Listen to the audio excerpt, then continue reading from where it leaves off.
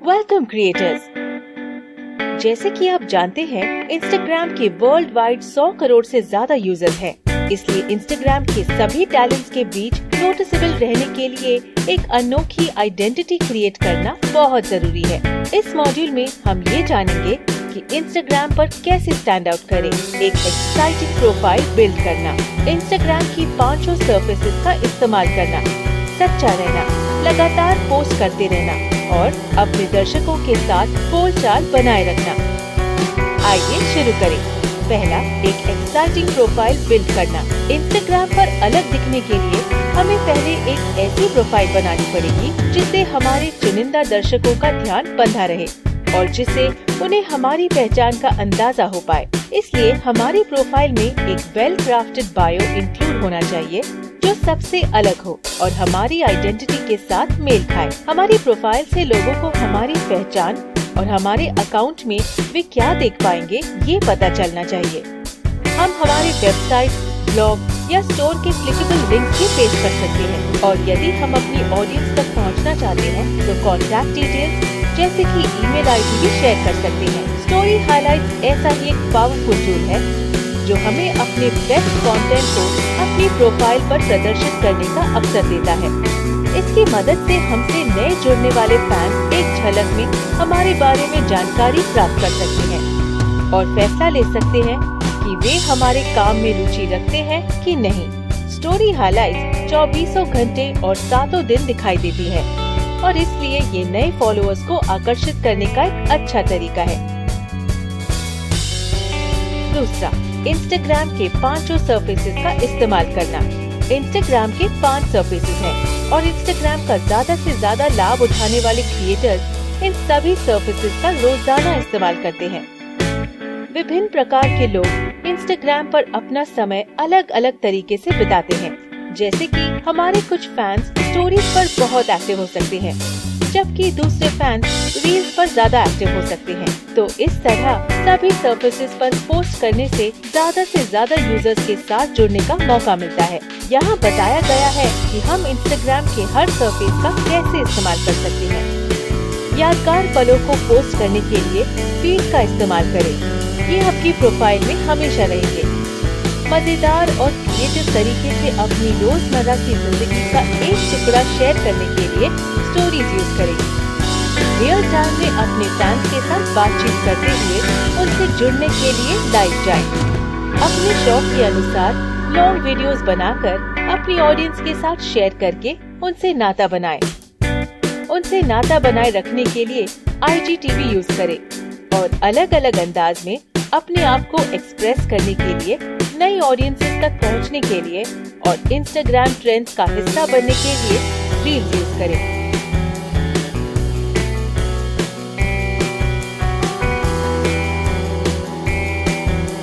तीसरा, सच्चा रहना। इंस्टाग्राम पर अपने काम के प्रति सच्चा रहना बहुत जरूरी है। अपने दर्शकों को अपना असली और विश्वसनीय रूप दिखाने से न केवल आपसे नजदीकी महसूस करेंगे, इसके अलावा और अधिक फैंस भी आपकी पोस्ट की तरफ आकर्षित होंगे। इसलिए आपका अकाउंट किस बारे में है, पहले वो समझें और फिर सटीक तरीके अपनी ऑडियंस को व्यक्त करें। इंस्टाग्राम पर कंटेंट क्रिएट करते वक्त अपने आप से ये सवाल पूछें, क्या ये मेरा भाव व्यक्त करता है? क्या ये मेरे स्टाइल में किया गया है? और क्या ये कंटेंट मुझे नायाब लग रहा है? यदि हम कुछ डिफरेंट या नया ट्राई करना चाहते हैं तो हमें शुरुआत अपनी ऑडियंस से करनी चाहिए। हमारे फैंस हमारे साथ एक नई दिशा में जाने के लिए उत्सुक है या नहीं, ये जानने के लिए एक अच्छा तरीका है स्टोरीज में पोलिंग स्टिकर्स या क्वेश्चन स्टिकर्स का इस्तेमाल करना। यदि कंटेंट आकर्षक है और हमारी ऑडियंस के लिए उचित है तो वे हमसे संबंध बनाए रखेंगे। कुछ नया दिखाने के लिए रील्स एक कमाल का सर्फेस है। रील्स पोस्ट करने के बाद हमें अपनी ऑडियंस से फॉलो अप करना चाहिए ताकि हमें पता चले कि वे इस प्रकार का कंटेंट और देखना चाहते हैं या नहीं। चौथा, लगातार पोस्ट करते रहना। इंस्टाग्राम का सबसे ज्यादा लाभ उठाने के लिए क्रिएटर्स अक्सर पोस्ट करते हैं। यदि हम हर रोज अच्छा कंटेंट पोस्ट करते हैं तो हमारी ऑडियंस से हमारा एंगेजमेंट बेहतर होता है और हम उनकी नजरों में रहते हैं और जब हमारा एंगेजमेंट इम्प्रूव होता है तो इंस्टाग्राम एल्गोरिथम को एक संकेत मिलता है कि हमारा अकाउंट एक उम्दा अकाउंट है। इससे ये संभावना बढ़ती है कि हमारा कंटेंट दूसरों के कंटेंट से आगे रहेगा और हमारा एंगेजमेंट और अधिक मजबूत होगा।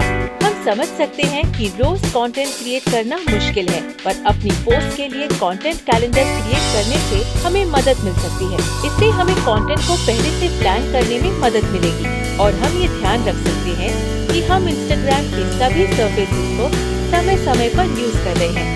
अपनी कंटेंट क्रिएशन स्ट्रैटेजी को आगे बढ़ाने के लिए मदर्स डे, हैलोवीन और IPL जैसे कल्चरल मोमेंट्स के आसपास कंटेंट प्लान कर सकते हैं। हम इंस्टाग्राम पर कितना समय व्यतीत करते हैं ये 2 चीजों पर निर्भर करता है और वो है हमारे गोल्स और हमारे प्लेटफॉर्म पर बने रहने की आशाएं। ये जरूरी है कि हम सभी सर्विसेज को कवर करते हुए एक ऐसा पोस्टिंग शेड्यूल बनाकर रखें जिसे हम रेगुलरली फॉलो कर सकें। यहाँ आपके लिए कुछ सुझाव दिए गए हैं। याद रखें कि सबकी अलग पहचान होती है और सबका अलग अंदाज होता है। सारे सर्विसेज में से आपके लिए कौन सा ज्यादा उचित है वो फैसला लेना बहुत जरूरी है। 5वां, अपनी ऑडियंस के साथ एंगेज करना। ज्यादातर लोग सोचते हैं कि इंस्टाग्राम पर सफल होने का मतलब है उनके फॉलोअर्स का बढ़ना, लेकिन उन्हें ये नहीं पता कि अपने फैन से जुड़े रहने की एक हेल्दी और एंगेज कम्युनिटी खड़ी करने की चाबी है। मान लो कि 2 यूजर्स इंस्टाग्राम पर सेम अकाउंट फॉलो कर रहे हैं, फिर भी उन दोनों को अपनी फीड पर अलग अलग पोस्ट दिखेंगे क्योंकि वे इंस्टाग्राम का विभिन्न तरीके से इस्तेमाल करते हैं। हर किसी का फीड विशिष्ट होता है और जितना ज्यादा हम अपने फैंस के साथ एंगेज करेंगे उतनी ही ज्यादा संभावना है कि हमारा कंटेंट उनके फीड में सबसे ऊपर दिखेगा। यहाँ कुछ तरीके दिए गए हैं जिनसे हम अपनी ऑडियंस के साथ एंगेजमेंट बढ़ा सकते हैं। फैंस के कमेंट्स को लाइक करने से और उन कमेंट्स का जवाब देने से उनको ये एहसास होता है कि आपने उनके कमेंट्स को पढ़ा है और आप उनके शुक्रगुजार हैं। दूसरों की पोस्ट पर लाइक और कमेंट करना। अपनी कम्युनिटी के साथ संबंधों को बढ़ावा देने के लिए स्टोरी टूल्स जैसे क्वेश्चन और पोलिंग स्टिकर्स का यूज करना। अपने फॉलोअर्स से रियल टाइम में इंटरैक्ट करने के लिए इंस्टाग्राम लाइव यूज करना।